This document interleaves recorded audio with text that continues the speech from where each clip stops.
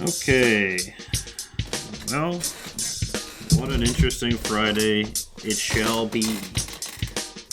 Hopefully everybody enjoys this episode, and hopefully there aren't technical difficulties out the wazoo. So, as always, Max, do you got any vocal exercises? No, I'm not a fan of vocal exercises, JD. Doesn't like the uniqueness of New York City? Or my voice is that of an angel. I don't need to change anything. Would you say it was a mix between Fergie and Jesus? Given I'm Jewish, no. Okay. I don't know any Jewish singers. But that was pretty offensive. You could name several. We're off to a rough start here. So why don't we just keep the ball rolling in the wrong direction? Get this show underway. Hey, on Twitch, our screen is all black. It's just the logo. That's because that's the intro. I do that every time. Wait. On that note, I got a shout out right now. Go on. CJ graduated with his master's degree from the University of Washington in design engineering. Today? Was that today? Yeah. Oh. Or, he's graduating tomorrow, but he finished today. Let's put it on his Insta. Shout out to CJ, great athlete, great handball player, CJ, master's degree haver. I apologize for missing that. I don't know how I missed it. Well, welcome back, shooters. This is probably going to be a short little episode here. We're supposed to have a special unless this guest. Guy comes. We'll see. We'll see. The door is still open. Should he want to show up? As you can see beneath Max's head, we have a nice empty square where our guest would normally be. But anyways, we had a whole series of topics. Maybe we'll have Greg on another time here. And we'll still do the show because we got nothing better to do on this Friday evening. So, Max, why don't you kick us off? Twitch is working right now, though. Just want to say Twitch is working. We're all good. Praise the Lord, whoever your Lord may be. Is that better, Max? Am I less religiously? That works perfectly for me. That was inclusive for once, JD. I try. As contrary to popular belief, I try. So, anyways, what's cooking for you on this Friday evening? Pretty busy weekend. It's Hanukkah, as they say, where the Jews are. So to live it up, plan on having a 80 to 90 person Hanukkah party tomorrow. That was a joke. Jokes. Would you say it's gonna get lit? Lit like Bic is the proper term. Here's a funny story, JD. Right? Okay. Long time ago, working for an airline. Okay. And I was at the airport 4 or 5 days a week. Right? I worked at the damn airport. This one day, walk into the airport and hand my ID to the guy working the front. Like the desk. You walk in the desk, you put your bags, yada yada. Hand my ID to this guy to get a bag, and he stops me. He says, "Wait a second, sir." And I was like, "Oh shit! Is he gonna start questioning me? What's going on?" He's like, "I have a question for you." I was like, "Yeah, what's up, man?" He's like, "Is this actually your name?" And I was like, "Yes, this is my work ID. Yes." He's like, "Your name is Lit, man?" And I was like, "Yeah." And he's like, that can't be possible. That's the coolest thing I've ever seen. It's lit, bro. And I was like, "Sir, can I have my fucking boarding pass? I'm trying to, we don't got much time here. I'm trying to go." And this man just would not stop for 5 minutes. He's like, "Man, if I had a name like yours, I would run the world. I would do everything." I was like, "Okay, buddy. Okay, thank you. You'd run the world. Well, Max, maybe one day we can get you to run the world. Maybe it's a handball world. Yeah, you don't know. We never know. So I just gotta. I have a topic I want to talk about too. Actually, sorry, okay. JD. No, go ahead. Greg said he'll be joining shortly. So recently, wait, he's joining? He said he was going to come. He's a little bit late, so keep the ball rolling. Sweet. Yeah, I got it. So recently, we found out the results for the first time of the 2018 Handball Board of Trustee elections that JD got on the Board of Trustees with, maybe 2019. And I came in 7th out of 7 with 5 votes. And I just wanted to say to the people of the U.S. handball community, that's disgusting. By not voting for me, you actively were anti-Semitic, young, anti-competitor. Right? As a young Jewish man who has worked all my adult life in the handball community, by not supporting me, you literally just shot yourself in the face. And I can't even be sorry for you because that's your loss. My win, your loss. But by not supporting me, you just perpetrated thousands of years of hatred or honestly sickening. So to the 5 of you that voted for me, actually 4 that voted for myself, thank you. And I will just try to continue to keep up the good work. For everyone else, you're going to suffer. And I don't say that lightly. I don't want to say that. But you're actively working against your own interests. I would have been the best board of trustee member probably ever. So by not voting for me, you're actively perpetrating a system that has produced honestly nothing in the years of American handball. Just want to get that out there, JD. Okay, well, now that we've got that out of the way, we can get on with life. Max does bring up an interesting point, though, that after 2 years of asking, we have just now finally received said results, which they're rather interesting. Definitely some eyebrow raises, because that second place was pretty close. And also, still, what we got totally could have been faked. I'm not convinced that was real numbers. Yep. So let's just I'll just break it down the picture here until Greg gets on. But basically, the election was set to end Sunday evening at midnight or whatever. Monday morning, we wake up and the USA Team Handball folks say that, hey, by the way, it was like midday Monday. And they say, hey, by the way, we're just gonna reopen this election and send it out to a whole bunch of other people that weren't a part of the first part of the election. Literally breaking the rules. Literally, that could have been why I lost. Literally illegal. So the thing is it opens up the possibility that somebody saw the results after midnight and then realized, well, maybe I didn't like this. Maybe these people didn't vote. Where were such and so's votes? So I don't know. I don't think it just opens up the possibility. I think it makes it a certainty. There is no way they weren't looking the whole time.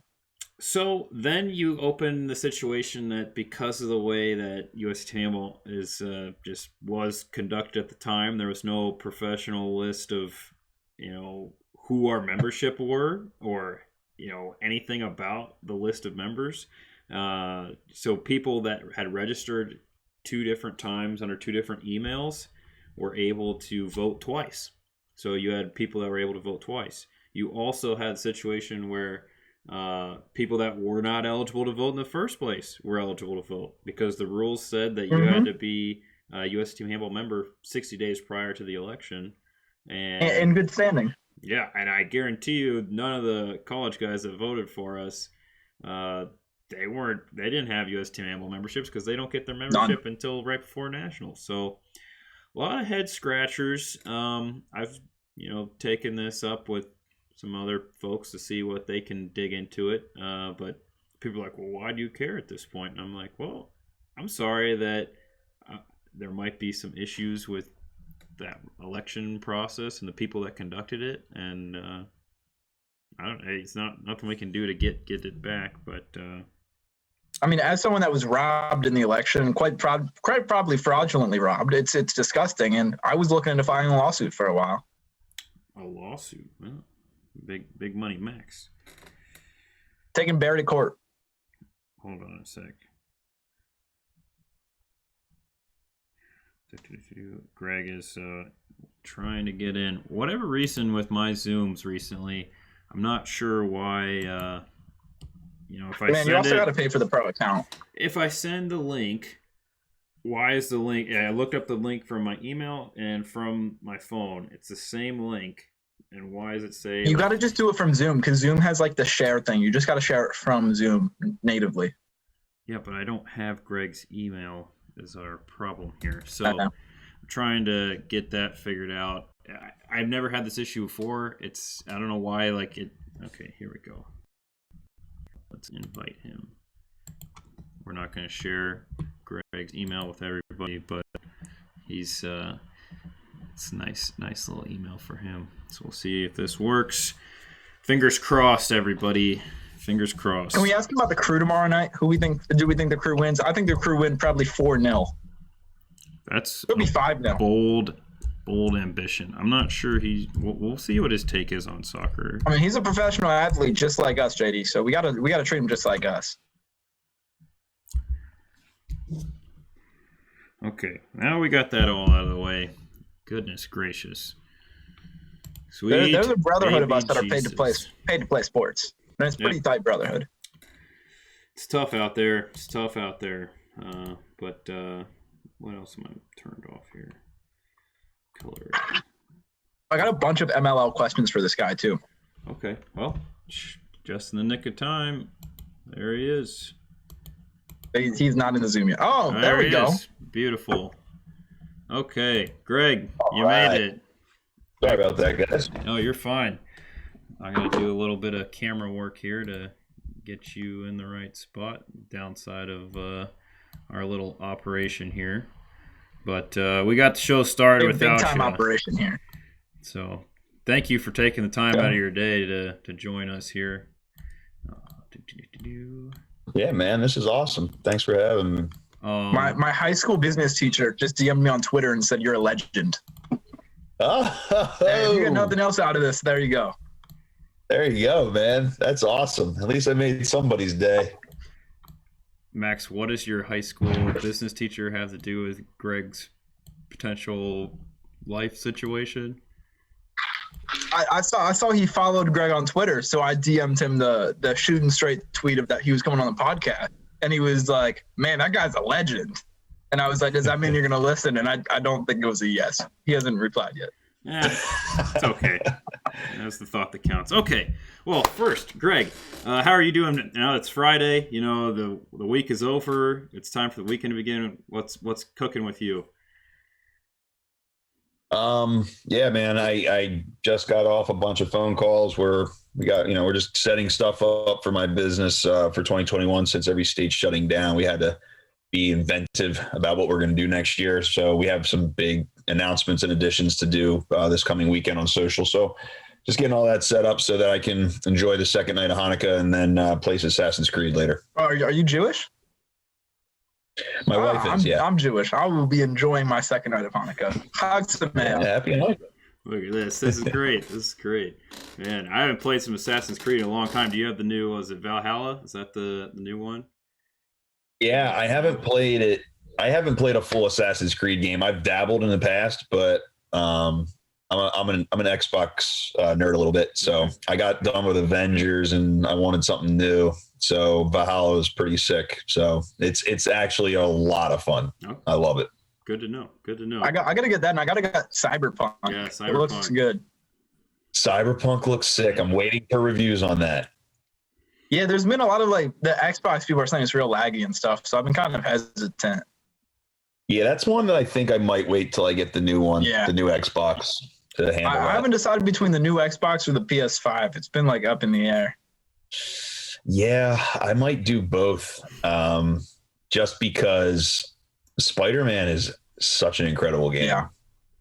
And I might get the PlayStation literally for that game. I want Spider-Man and the MLB The Show. I really want the show.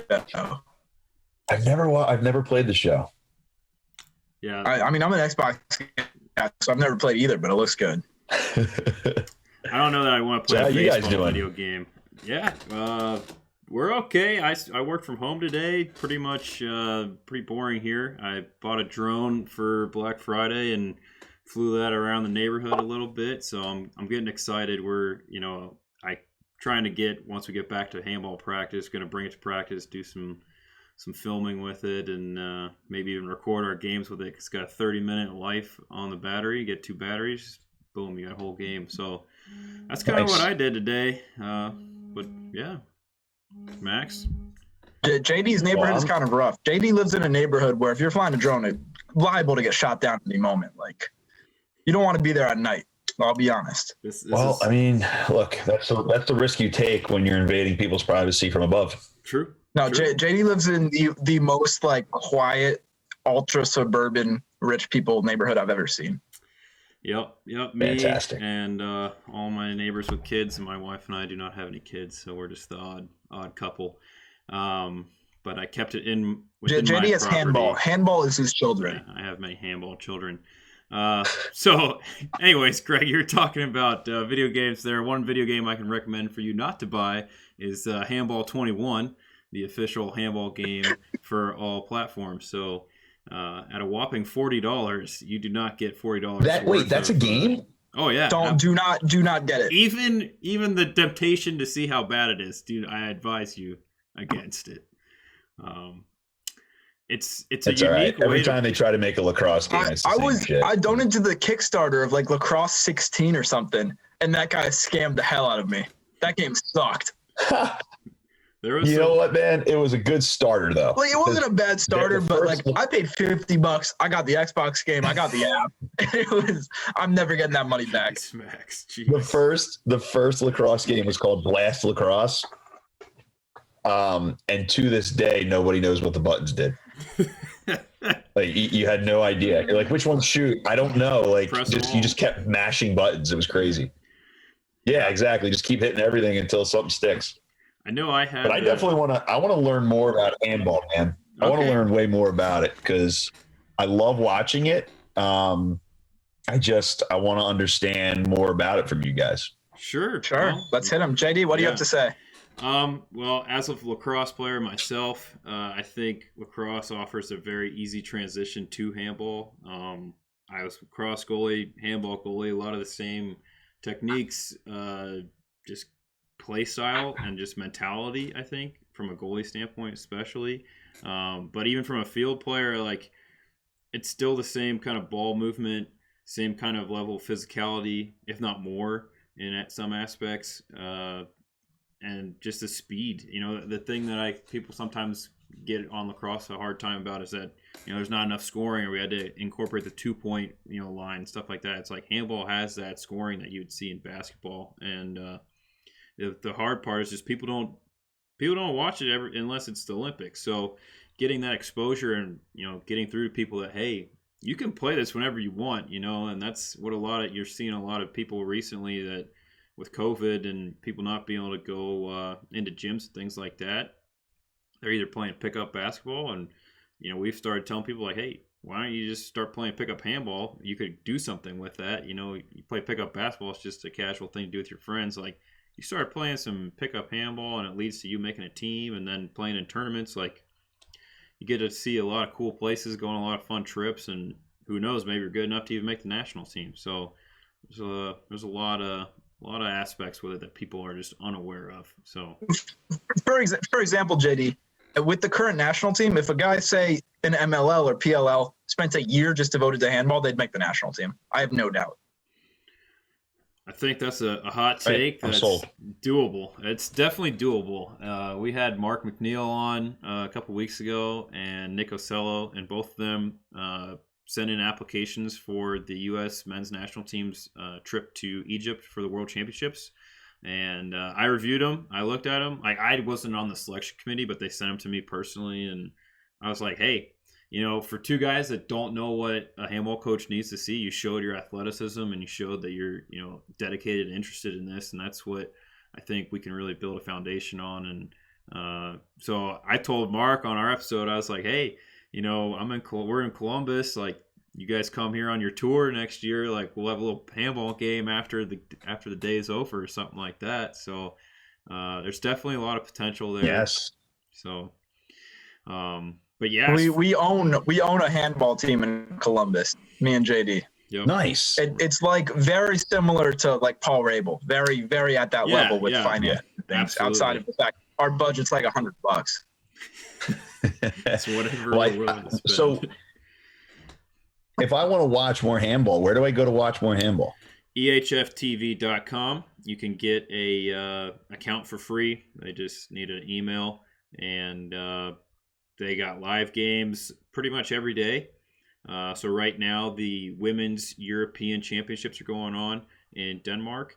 So there's about 2 games a day. My parents have antenna cable. They don't have like actual cable provider, and my dad said he's been watching those games on TV. So I'm not sure what channel he's watching on.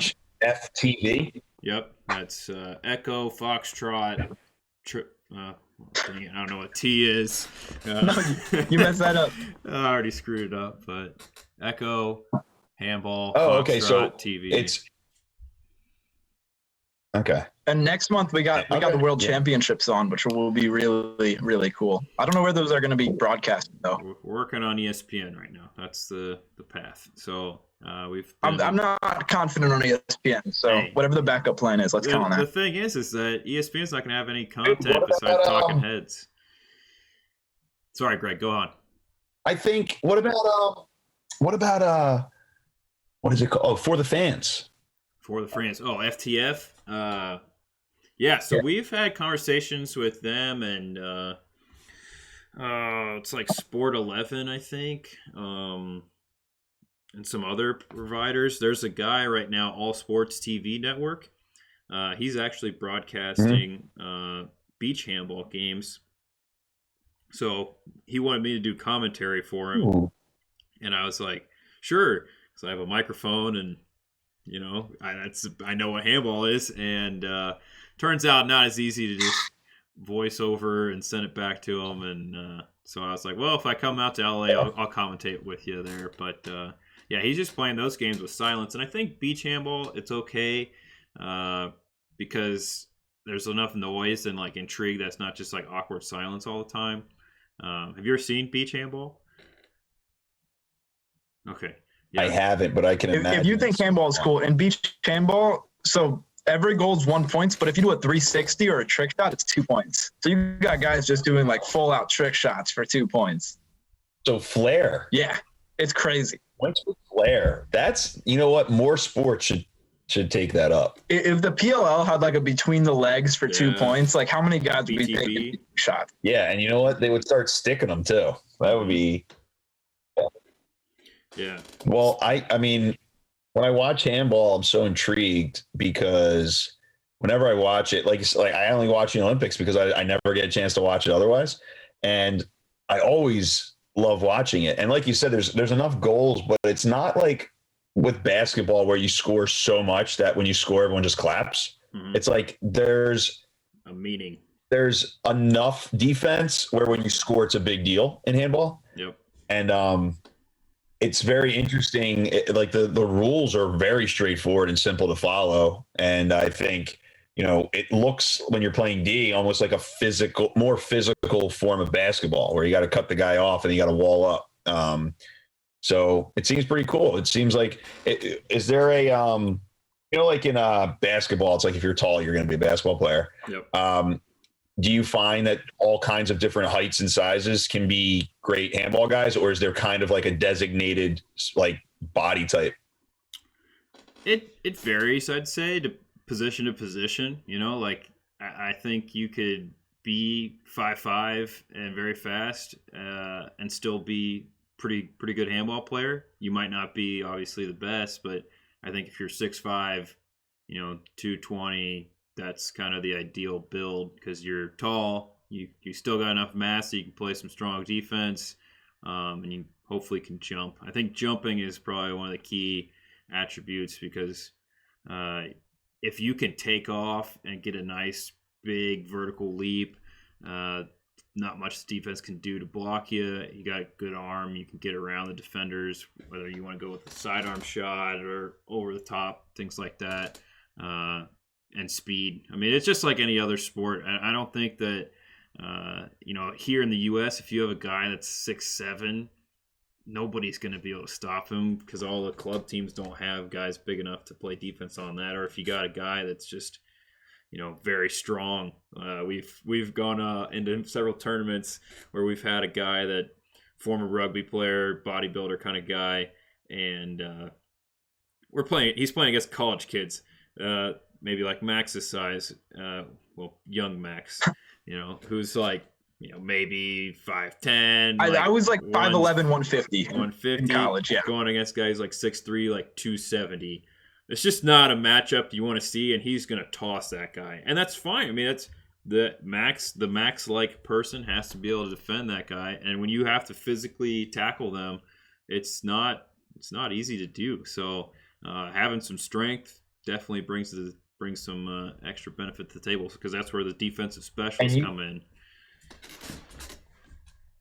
And you can legit take, like, you can check people or tackle. Yeah. Pretty much. So you don't take them to the ground, but like think about like a form tackle in football. It's just you just light them up. So in handball, the normal tackle is you get your arms up like this and you chop their hands down while like going into them. So you'll go like this. And we call it a wrap, right? You just wrap them up and you cut their arms off, and that's just a normal, just form tackling. Wow. And you just can't drive them into the ground after that. That's all. Yeah, you can't drive them into the ground, but people do. If momentum and everybody, the referee will probably give you a yellow card for being a little excessive, and then if you do it again, you get a 2-minute penalty. But what we tell our guys is, first minute of the game, you go out and get a yellow card. Like, not even as a joke. You got to set the tone physically and tell the ref, like, you're physical players. Go out first minute, be as physical as possible, and you do that just to try to set the tone early. Wow, handball might be more for me than I thought. Yeah, you can hurt people. I could see it was a great pick. I'm like, dude, I'm 6'1". I'm not stopping a 6'5" guy. But if you at pivot, so we call the pivot spot the circle runner, right? You stand in the middle of the wall. So like if there's a half court, you stand in the middle, you body guys out of the way, you clear room, and then eventually you get a pass in the middle, you get an open shot and you shoot it. All you have to do is be super physical and just shove guys out of the way, and you're a great. So you can set moving picks and stuff, right? Mean, a moving pick. You set picks like you would in basketball or lacrosse, so you shouldn't really be moving. But again, there's a lot of stuff going on, so referees miss some things here and there. And we've played against. It's funny, like each country kind of has their own little digs and different things like that. Like some guys when they're playing.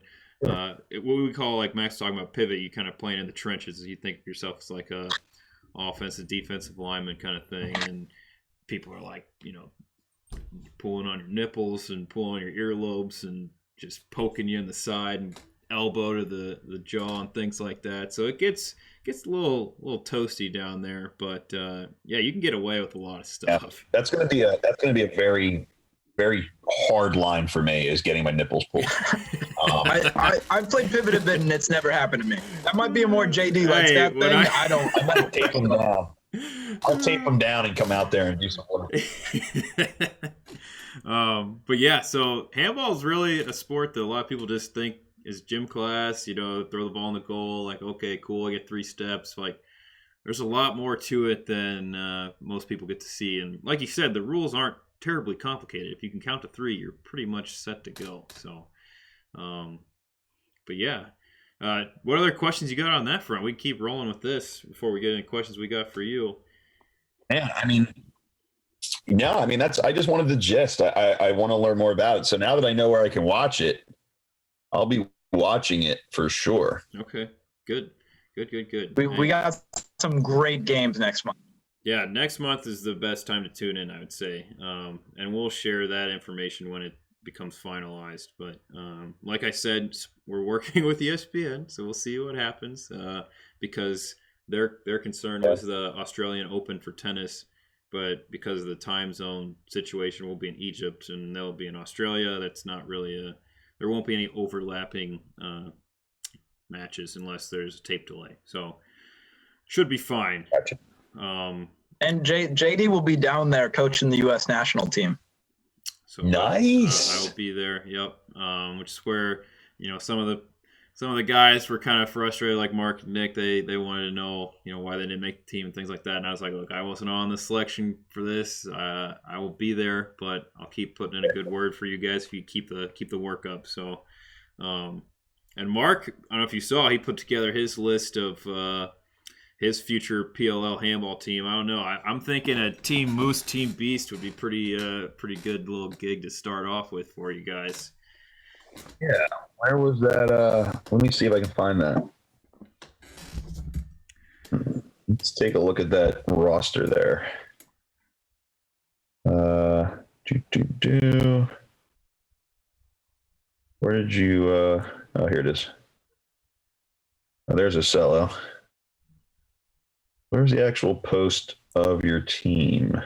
Okay, here we go. I got it. I don't know, JD. I think the Armada could take them on pretty easily. He's got Nick Ocello, Miles Jones, Romar Dennis, Jules Hennenberg, Dominique Alexander, Paul Rabel, Brent Adams, Dan Ipe, Scott Ratcliffe, and Marcus Holman. It's a pretty solid squad. Now that's a good. Holman, didn't he play for the Machine? Yeah. And Dominique Alexander. I'm a Machine super fan. So that's why I try to get Dominique on, and because he lives and coaches here in Columbus. We're like, oh, well, it'd be sweet if you come on the show too. So There was no bigger fan of the Ohio Machine than me. Probably number one in the world. Saddest day of my life is when they folded.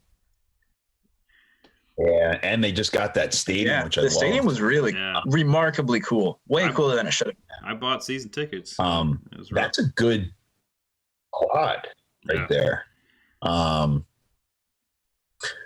Yeah, I mean, I think Jules and Miles would have been two of my guys. I think Will Manny would make a great. I mean, he's just so fast and like he's just intelligent. Like he can cut in and out. I think he can get open. But yeah, that's interesting. Another person would be Drew Adams, because Drew Adams is good at everything always. He's like deceptively awesome at all kinds of stuff like badminton, and like he's good at everything. So I think he's tall as hell too. But yeah, it's a pretty good squad right there. One thing I would keep in mind for you when you build your team is good goalie can go a long way. So trying to think of that, because he didn't put in, none of those guys are goalies, I don't think, right? So somebody have to play between the pipes. Yeah, I'm like going down. I'm like going through my progressions in my own head here of guys that I think would be good. But yeah, it would be interesting to put a team together. Yeah. And since I am not playing anymore in the PLL, if they decided to have a little game out there in Columbus, I can always come out there and do that. That'd be fun. We would love to have you out for a game at the state. We'll get stadium obits. We'll pay for that, JD. That's on you. Yeah, I'll work on finding funding for that. No problem, Max. Greg, where are you based out of? Are you at Resolute? Yeah, Resolute would be. We have soccer games there. That's definitely more achievable. So, where are you based out of? If we end up coming out towards you. I'm in New York, so I'm in Westchester, New York. So, okay. Is that the New York Lizards? Is that the team? That used to be the team I played for. Yeah. Oh no way! I'm so good at MLL history. Yeah, that's where the MLL is 90% of my playing career right there. Yeah. I hated the Florida launch. I'll tell you what. No team I hated more than the Florida launch. I just hated the name. You know what? I liked everything about Florida launch, except every time we played down there was a rain delay. Oh, it's Florida every time. Gosh. Yeah.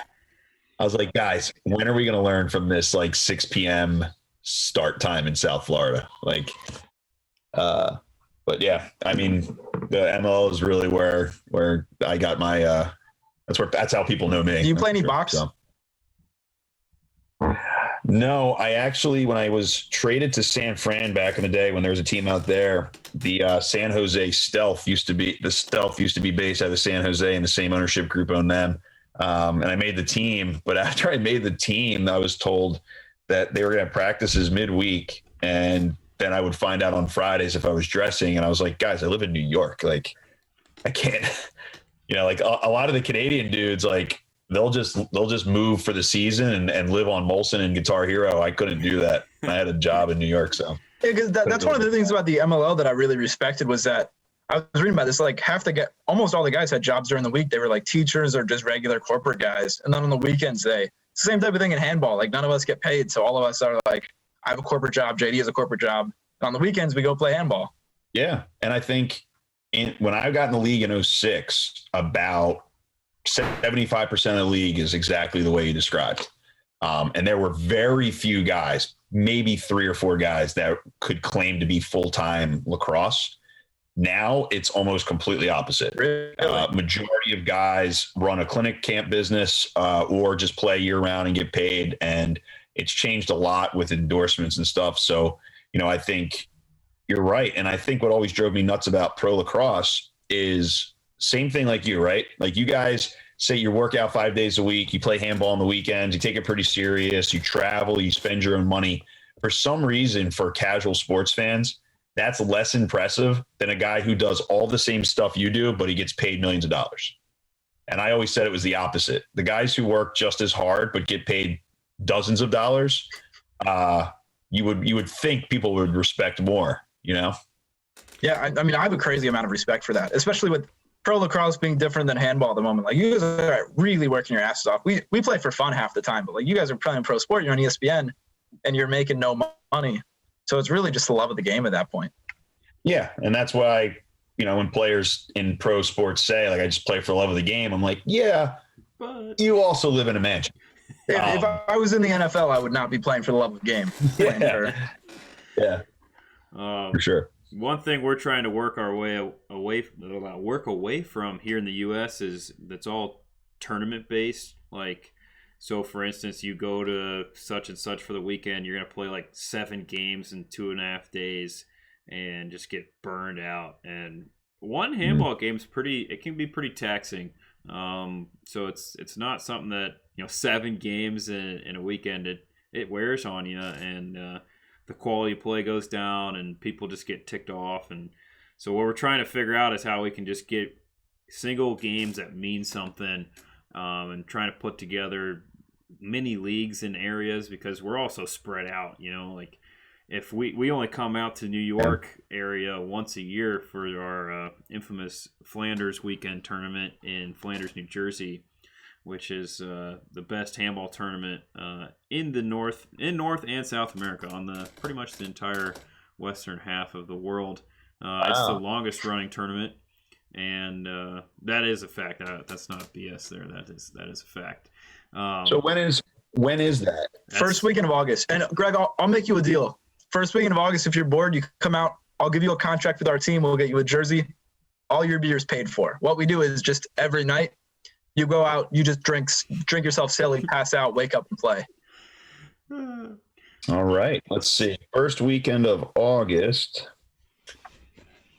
Flanders, New Jersey. Okay. If people bring their families, you camp out. We have an RV and tents, and we just drink.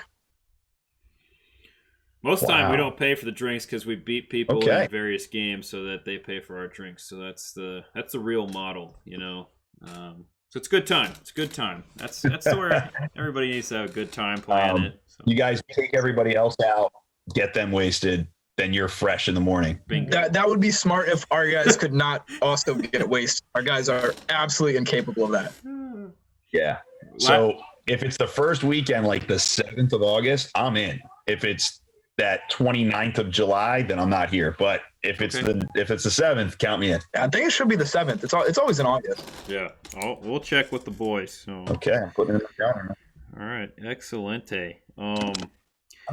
But yeah, so it's very frustrating because, you know, we want to have games that mean something that we can put a production towards and things like that. Like, you know, we've utilized Twitch for this podcast, and that's something that most people don't know about. Well, Twitch can actually help you bring in some decent money, and which we have set up for our nonprofit to go right back towards handball. So it's a win-win on that front for us. And if we start streaming games from it and things like that, that's kind of what we're hoping to get towards. But you know, you had your success being a face-off guy, and you talked about knowing Resolute. So are you a friend or an enemy of Anthony Kelly, being also a face-off guy?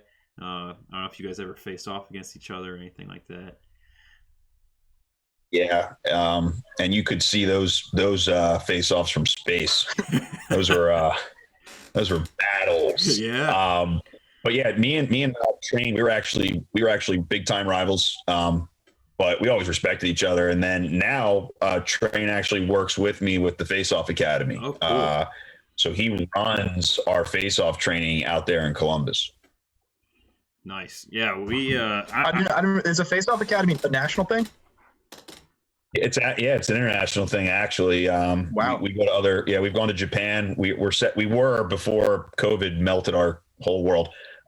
We were planning on going to Europe and Australia coming up as well. But yeah, we're coast to coast. We run a national showcase every year that has 250 of the best face-off guys from everywhere. So they come to New Jersey and battle. So yeah, we have 9 coaches. We're all over the U.S. That's great. Yeah, that is awesome. If you end up wanting to go to, Ireland at all, let us know. One of our handball comrades is also a big lacrosse guy over there, and I'm sure if you guys want to stop by, he'd get you in connection with the right people over there. But yeah, I would love to go to Ireland, man. It's 100%. It's a cool time. I went last fall, and not in 2019, and it was pretty sweet, I'd like to go back, get to see more castles and things like that. It was a handball. I was there for a weekend, so I flew out. We had 2 games and flew back, so it was pretty wild. But one of the things with being a face-off guy, Max and I were talking before you came on the show about, you know, the art of the FOGO being like a pathway to college for so many people is just unreal. Like playing lacrosse here in Columbus, like there was a lot of guys that would go to, you know, the premier kind of lacrosse high schools, and they would be the face-off guy, and he'd get a full ride to Ohio State or full ride wherever, because, and I explained this to when we announced you were coming on the show, one of the handball guys asked us, what's the point of the face-off in lacrosse? Like, that seems such a dumb thing when they should get rid of that. And I was like, the difference between like and he tried to compare it to basketball, because, you know, basketball at one point in time had a jump ball after every scoring opportunity, which is just mind-blowing to think about. But I think with how few scoring opportunities there, well, the number of goals in lacrosse, the face-off is very important. Same with hockey. Winning those face-offs, you control, you know, puck and ball possession, and that leads to you having a better opportunity to win the game. So if you have a guy that's winning 70% of your face-offs, that's, you know, 70% of the time that you have the ball and the other team doesn't, and that's what you want to have as a recipe for success. So I'll let you talk about the art of the face-off a little bit. Sure. Yeah, and did your friend play lacrosse? The one that had mentioned that? No. So he's from Iowa. He's a little bit older. So. Oh, yeah. Just asking. It was incredibly ignorant comment on his part. Yeah, I mean, like I've never played team handball, so that would be like me picking a position on team handball and be like, that's dumb. But yeah, so I think when you look at the uniqueness of lacrosse, one thing I love about lacrosse is it's almost the perfect balance of scoring. You don't have it where when you score, you need to do like a well choreographed 10-minute dance like you do in NFL, or, you know, or like soccer where people wish sometimes there were more scoring, or basketball where, yeah, you can't have a tip off after every single basket because each team scores like 100 points. Mm-hmm. So what I love about lacrosse is it's like 12 to 13 goals, which is like just enough for you to get excited about a goal and celebrate it. But it's not like soccer where they score and it's like, holy crap, you know, I don't know if we're going to win now. So what I always say is you have to remember the other parts of the face-off, right? So in the face-off position, the reason lacrosse is so exciting, especially with a 2-point line in the pros, is because the game's never over now, right? You could be up by 8, but if a team has a good face-off guy and they hit a 2-bomb and then they come down and they score right after a winning face-off, the games are never over. That's what's fun about it. In football, if you had the opportunity to get the ball back after scoring a touchdown, people wouldn't turn it off if a team's down by 3 touchdowns, you know? Mm-hmm. So that's what's great about it. That's why I love the position, because you felt like you had the power to at least keep your team in it. And it's also created a lot of parity in the sport of lacrosse at the college level, because when I got into college in 2002, there wasn't really a thing as a face-off specialist. Like, there were guys who took more of them on a team, but we all still played midfield. Once I started getting out of college and into the pros, that's when the specialists started to show up. And when you have that guy, it keeps you in every single game, which is really awesome. However, when you have face-offs after every single goal, you can string together runs or you have the ability to stop them. But in college lacrosse, you have, like, you know, Bryant College a few years ago, absolutely shocked, beating Syracuse in the Dome in the playoffs. And it was because they had a face-off guy who won 80% of the face-offs, and they won by 1. Now you take the face-off out of that and Syracuse pumps them by 20 goals. So, you know, that's a big swing and a big difference. So that's why I love the position. And it's so technical now. When I played, especially back when Anthony Kelly and I would play against each other, it used to be a 90-second beating, and you would do that 30 times a game. Now, because of rule changes, it's much cleaner and faster, and it's more about more of a chess game to picking the perfect move at the right time against the guy that you're going against. So it's created this whole new group of kids that want to do it because they have a pathway to be great. And I know for me, if it wasn't for face-offs, I never would have got on the field because I started in high school. And most kids from Philly start when they're like 6. So I was way behind the 8 ball. And if I didn't have a natural knack, I never would have found my way onto the field, and no one ever would have heard of me. That's for sure. So one question I have about your style here is, were you more of the bum rush or the pinch and pop kind of face-off guy? At least when you started. I think when I first started, I was the pinch and pop guy, and if I didn't get the ball right away, I would just be physical with you and try to like check your stick. In 2011, I blew my knee out, and I remember spending that summer. I played lacrosse on weekends, but I was a full-time strength coach. That's what I went to school for. That was the business I started in New York. And when I blew my knee out, I was like, man, like, I don't think I gave enough attention to the talent I have. Like, I think I really want to study my position and actually take this more seriously, because now that I don't have it this summer, I really miss it. So I wrote the Face-Off Academy system on my couch while my leg was up that summer. And I just took the biomechanics that I learned and I applied it to the face-off. So I cut the angles down. We started working on weight distribution and velocity.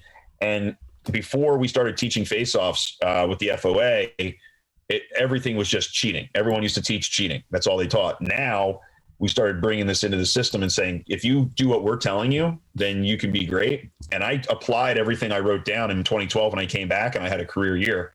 And every year after that, I continued to have more and more of a career year. And, until I had every record, and I was like, there's obviously something to this.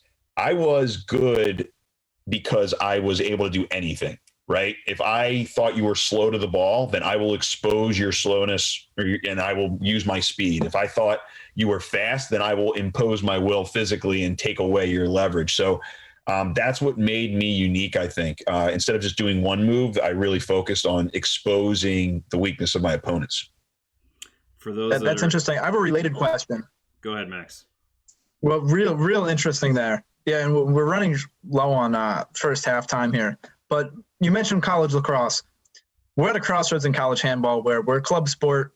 We want to eventually get up to varsity. It's not happening anytime soon. But college lacrosse, on the other hand, a recent edition of Utah, that was really cool. Bus system. Where do you see college lacrosse going next? I think the Pac-12 is where you're going to see college lacrosse. I think you're going to see the Stanfords, the Oregons start to pop up. As lacrosse has spread, guys who played in my generation are then graduating and moving all over the country. And in fact, Northern California has the most registered youth lacrosse players in the country. And you would think, oh, Baltimore or Long Island. It's not. It's Northern California. So that's because guys in my generation moved there and started building it. So you used to see like the best kids from a couple hotbeds become college guys. Now kids from California, Texas, everywhere are going D1 and becoming, All-Americans. So that's where I think you're going to see lacrosse go next, is that Pac-12. Yeah, and I mean, we got Utah dropping. If you get Stanford, Oregon, Washington, all of a sudden you have a Pac-12 conference, just like the Big Ten did in hockey, as they went from the just the assorted teams in the conference to a Big Ten of hockey, which is now the best hockey conference there is. And the Big Ten in lacrosse is the best conference now. Yeah, I watched a lot of the OSU games. There's some, because they have John Hopkins too in the Big Ten of lacrosse, and they have some excellent games. Too. And everyone thought Hop was going to just join the Big Ten and just run it, and instead it's Penn State, Ohio State, Maryland. So it's huge. Yeah. And a lot of that too is like the kids want the best competition. You don't necessarily need to go to the best, but if you can play the best at, say, Ohio State, where you get to play in the shoe and things like that, it's just as good. Yeah, the football schools definitely have that huge. That's what's happening in the recruiting landscape right now. This cycle, because kids can't go to football games, at Big Ten games, and watch from a recruiting standpoint, it's hurting some of the recruiting there. I was just talking to the Penn State coach about it. He's like, it sucks. We usually bring 12 kids to a football game, and then they all commit. So it's different now. Yeah, and so like the John Hopkins would have the leg up there, I'd assume. Yeah.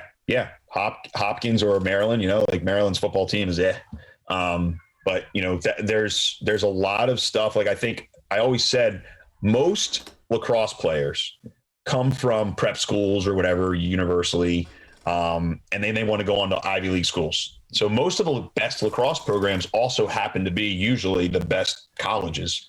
But what you're going to see is, imagine if Stanford, right? You can get an Ivy League level education, but you can also go to California and you can get a scholarship, which you can't get in Ivy Leagues. Like, that is a game changer. Or Oregon. Oh, well, son of a gun. Okay, let's see if we can get them back here quickly, folks. I always hate the, this is a real good point that I should just buy Zoom. I'm very thankful that our stream has worked. We made some changes, and I'm just very thankful that we have had success thus far. So we will see if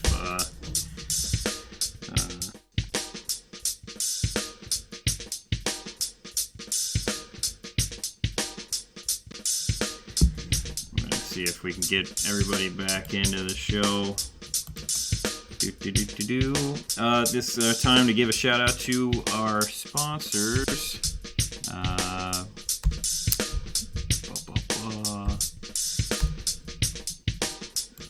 are our sponsors? I can't multitask. I apologize, folks. KT Tape for all your tape needs. My elbow's still taped up. It helps me get through the day.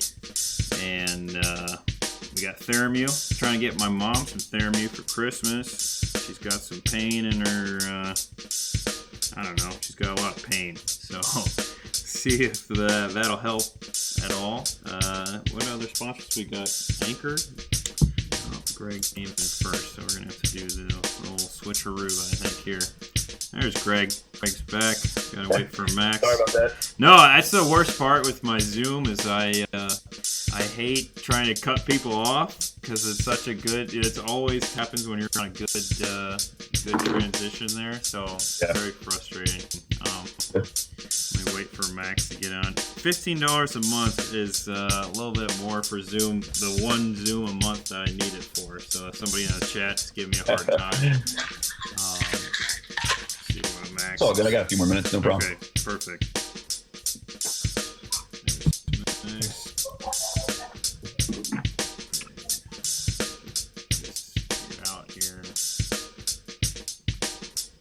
Man, JD, I gotta buy you Zoom Pro. That's my Christmas gift to you. I know. Everybody's telling me that. What? Well, I mean, Greg was having a great Pac-12 lacrosse talk, and then JD's Zoom just decides every time I want it. Well, now I gotta figure out Pac-12. why the camera's not working. All right. Well, we'll just keep underrated rolling the Oregon uniforms. College lacrosse Oregon uniforms, recruiting hotbed. Oh, dude, they have the sickest gear. There we go. Okay. Now we're back to normal here. Yeah, I feel like anything with Nike, like Oregon should have a field day. No problem bringing in kids.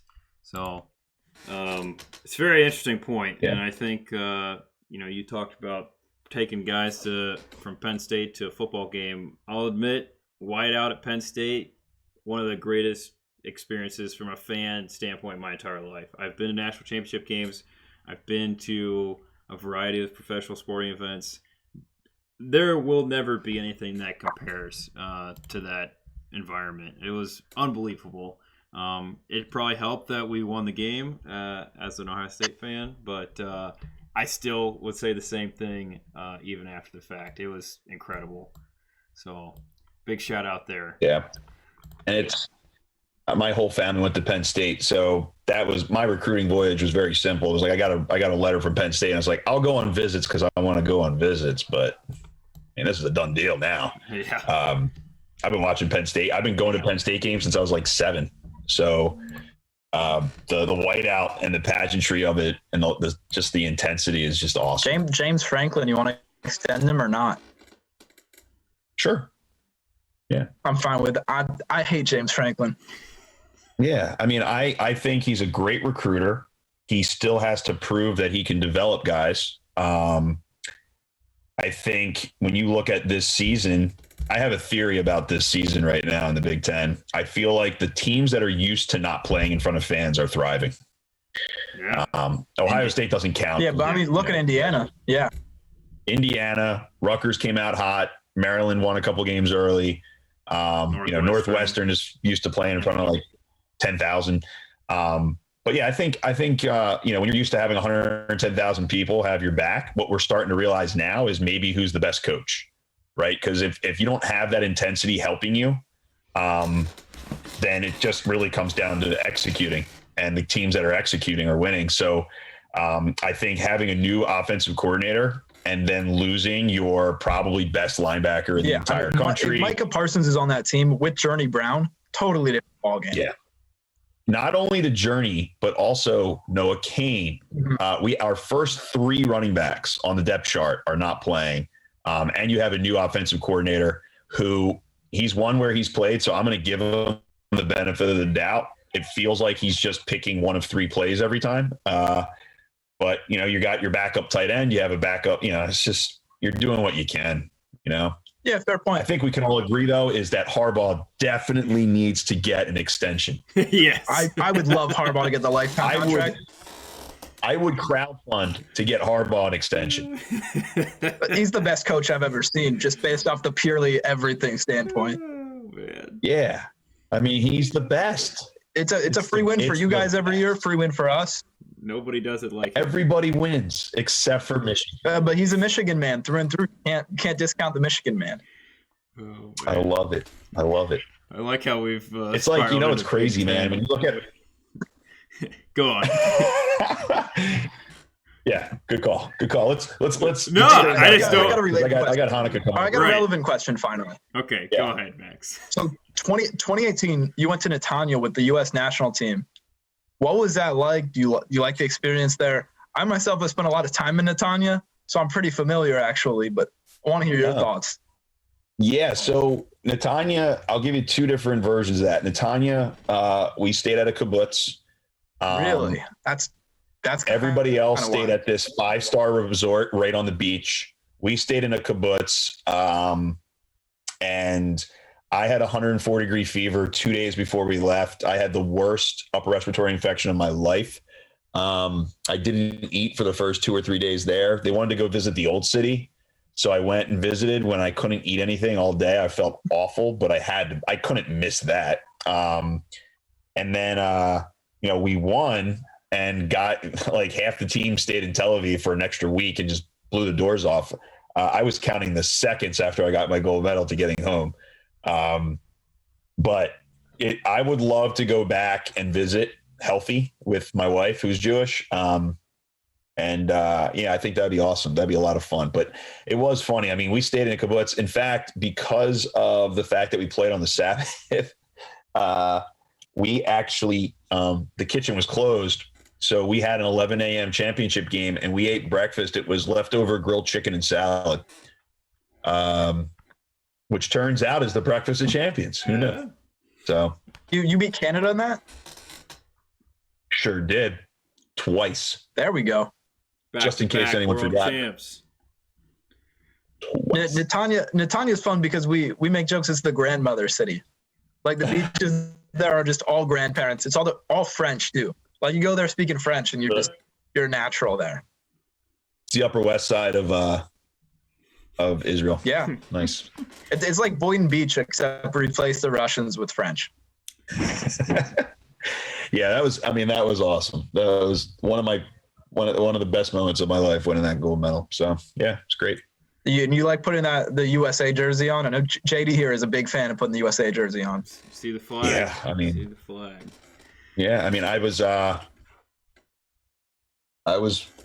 2012 was my first experience being with Team USA, and I was with them for years. And 2014, we lost the gold medal game, so that was a big redemption. Half the team had been there in 2014, so it was a great moment for sure. But anytime you get to wear your country's colors, I always talk about it because every time, of course, everything has to be political these days, but I always took it very personal when we would wear that uniform of don't just blindly say you're proud. Like act the way you want people to think of the USA, right? We have a lot of work to do in this country, but I think whenever I would wear that jersey, I would always act exactly the way I want people to perceive Americans, right? Respectful and, understanding and working hard and all that stuff. So, it's anytime you got a chance to wear those 3 letters, it's a big deal. Yeah. We got a long way to go here.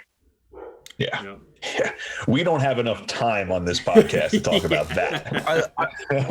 You don't even want me to get myself up. That the handball audience wouldn't want us to get super political, but I would think we agree with a lot of things on that, Greg. Greg, couple questions because I don't want to keep you too late before we get into dinner time here. Come with twofold here, which you almost pretty much touched upon is, what was it like playing for Team USA? You kind of talked about that a little bit there. And were there anything in particular that stood out to you while playing with Team USA that was special other than your normal playing career? Yeah. The reason we won and the reason this team was so built for this was the coaching staff within a couple-year period got a group of guys who were used to hating each other and playing against each other to really care about one another and a lot off the field and trust each other. We spent, I would say, 90% of our time in team meetings, talking about our childhood, talking about where we came from, telling funny stories, getting to know each other, and 10% of it was X's and O's. And I think when we talked from day one, we talked about the final day, the championship game. And that's what we're here for. When push came to shove and we met adversity, we didn't even blink. We were down by a couple of goals late, and we just felt like we were going to get there. We were going to get it done. We all trusted each other to do each other's job. So I think, I always say, people are like, wow, you guys scored with 0.1 second left. You got lucky. I was like, there's nothing lucky about winning a game.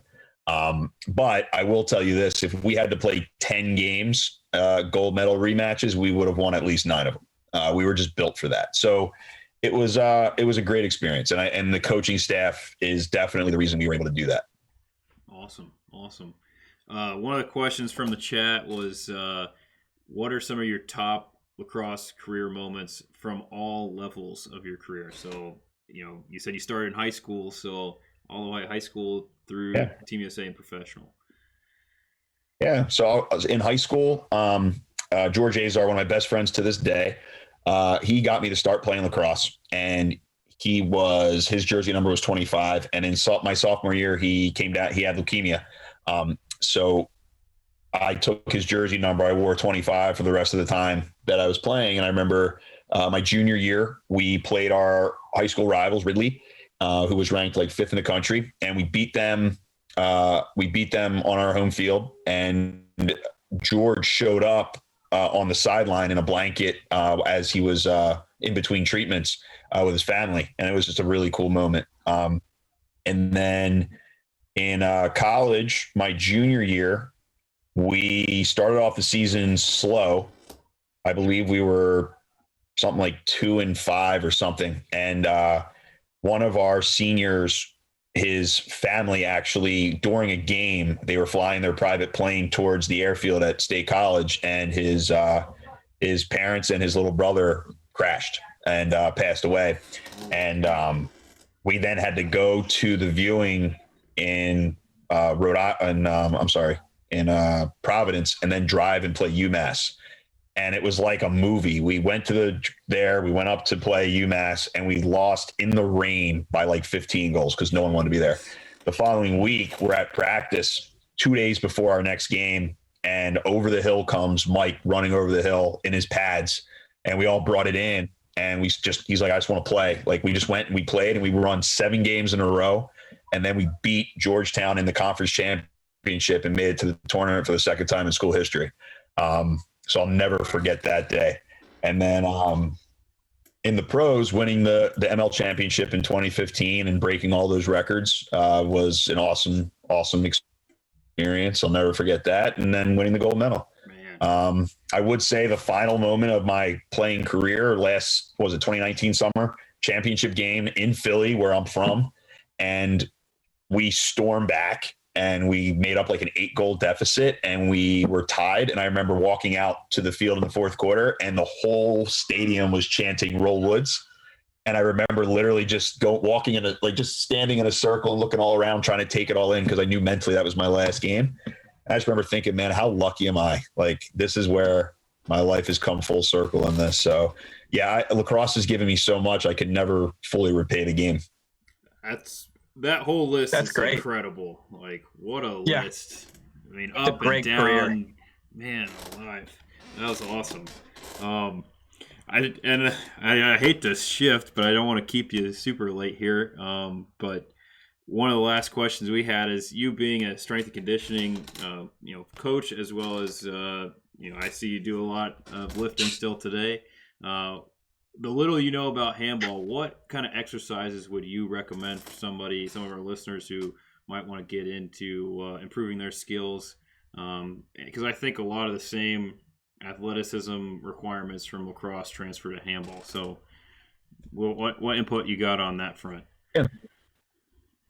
You're right. And one of the things that always used to drive us nuts in the strength and conditioning community was when people would say, sports specific, there's no such thing as sports specific training. There's skill specific training, which usually would be prehab, right? If I'm a handball player, I'm probably going to make sure my rotator cuffs are, I have good shoulder mobility and I have good strength in my rotator cuff.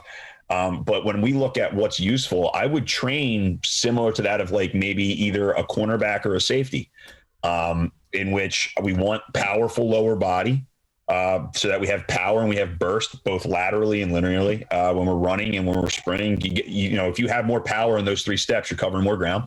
From a defensive standpoint, that burst laterally to stop people from getting in front of you or past you to shoot. And then, of course, like you said, the leaping ability is a massive thing as well. So I would look at mobility and power, and I would probably do the same thing I've done with my clients in the past. We would focus a lot on Olympic lifts, and we would focus a lot on prehab, both low back, knee, and shoulder. That's Awesome. great. JD, if you have anything, I have one last question. Go for it, Max. How can we get lacrosse in the Olympics? The World Championships are great. We need to take the next step there. Well, we kind of did. But it's like the COVID relief bill of lacrosse. They're like, okay, you want lacrosse in the Olympics. That's great. So what we're going to do is we're going to strip it down. We're going to make the field tiny, and we're only going to make it 6-on-6 or 5-on-5. I'm sorry. So there is a version of lacrosse. It is 6-on-6, and they're calling it lacrosse sixes. And I believe in the 2024 Olympics, it's going to be a exhibition. That's good. So it's like rugby sevens, just lacrosse. Yeah. So they're going to have one face-off at the beginning of every quarter. That's it. So your friend will love it.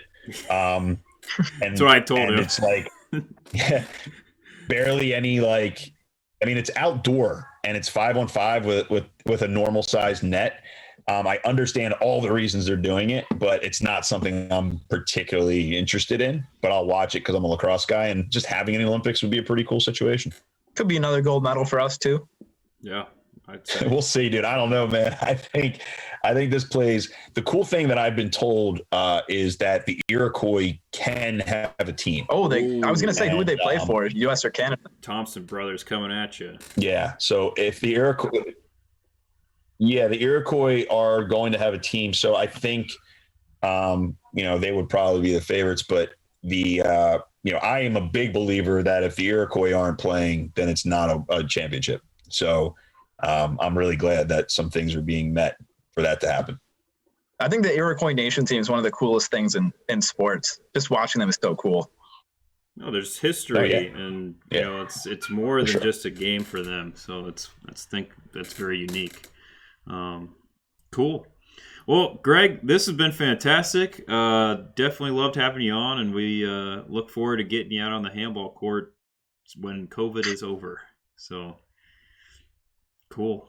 Yeah, man. Thanks a lot for having me. And we'll stay in touch and count me in for August next year. But in the meantime, hopefully I can get to see you guys at a tournament or something. That'd be fun. Amazing. Thanks so much, Greg. This was a great episode. Yeah, absolutely. All right. Thanks, guys. Max, happy Hanukkah. Thank you. Happy Hanukkah to you. Take care. Appreciate it. Take care. All right. Take care, guys. Keep shooting, shooters. Thanks, Greg. That was great. Have a great evening. We'll see you later. Peace. Great episode, JD. Thanks, Max. Max is gone. Well, hope everybody enjoyed that. I'm just thankful that it survived, you know? Big shout out to the internet. You did great, internet. You really did it. It's beautiful. It's a beautiful thing. Have a great weekend, everybody.